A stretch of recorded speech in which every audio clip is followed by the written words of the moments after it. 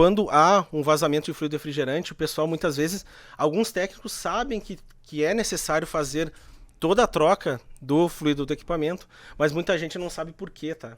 Então isso que é uma coisa muito interessante de se comentar aqui, né? Que nem você tinha viu? comentado. Deixa eu só segurar aqui. Você que está em casa nos assistindo, quando você tem um blend, que é uma mistura de fluido, blend também tem no whisky, viu, pessoal? Quando fala do blend ali, né? Tá escrito lá no Tá whisky me também. dando sede essa conversa. Tá dando sede já, né? Tá dando sede. Rapaz, isso é bom, hein? Que é uma mistura. Quando você tem um vazamento no seu ar-condicionado, aí na sua região, nas suas máquinas de manutenção, o que você faz? Você retira todo o fluido, faz uma carga nova ou você completa? Escreve aqui para nós, manda aqui para nós. O que você acha que deve ser feito? O Felipe vai falar com a gente um pouquinho sobre isso hoje. Isso é um grande gargalo do mercado, pessoal. Não tenha dúvida disso. Então manda pra gente. Naquele momento que você tem que completar a sua máquina e é um blend, o que você faz? Você opta em trocar todo o fluido ou você completa? E aí, Felipe, qual que é esse gargalo aí que...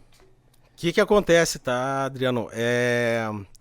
Quando há um vazamento de fluido blend, tá? Principalmente o 410, que eu acho que eu considero um dos piores fluidos na questão de vazamento, tá? Existem outros fluidos do 404 que também tem esse problema, o 407C, 407A, mas o 410 a gente vê a maior incidência, né, desse tipo de problema. O que acontece, tá?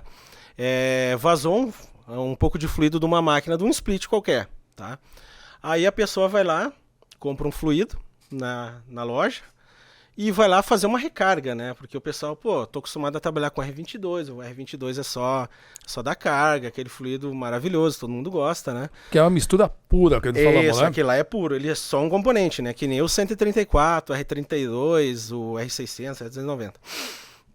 Aí o que o caboclo vai lá e faz? Ele pega o fluido refrigerante, né? Coloca, ou faz por pressão, ou mesmo se ele souber, por exemplo, a carga, ou se ele souber quanto que vazou, que é bem difícil, porque o cara teria que tirar o fluido, pesar para colocar de novo, né? Então, muitas vezes, o que na prática o brasileiro faz, né? Ele simplesmente vai lá, faz a carga de fluido e vê a pressão de sucção ali, a pressão de baixa, né? E trabalha em cima daquilo ali. Só que daí o que acontece, Adriano? Muitas vezes a gente tem uma perda de carga, por exemplo, 50% do fluido.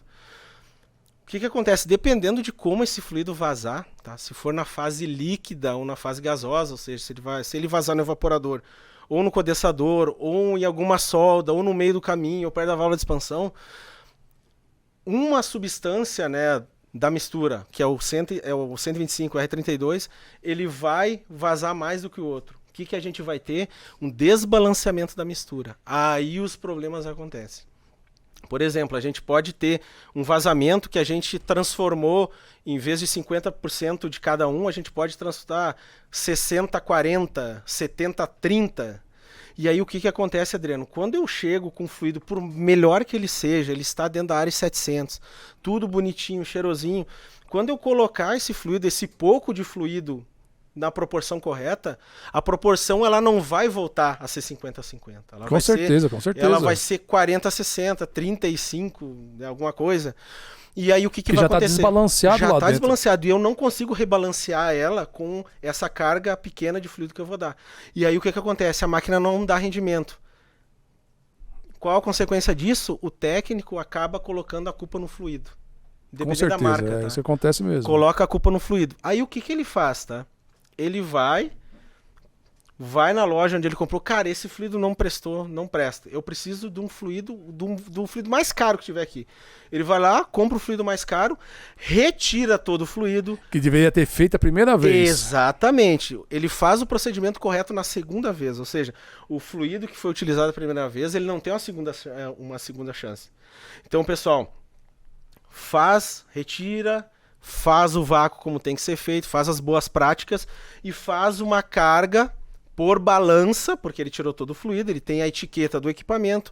O equipamento não tem aumento de linha, por exemplo, num split, né, que a gente sabe que dependendo da marca vai até 100 gramas por metro e tudo mais. Ele faz esse procedimento e a máquina funciona. E aí a culpa recai no fluido, que não tinha nada a ver com isso. Foi o primeiro vazamento que deu, primeiro- desbalanceou a carga e o cara vai culpar o fluido. O fluido não se defende. O fluido verdade. não se defende.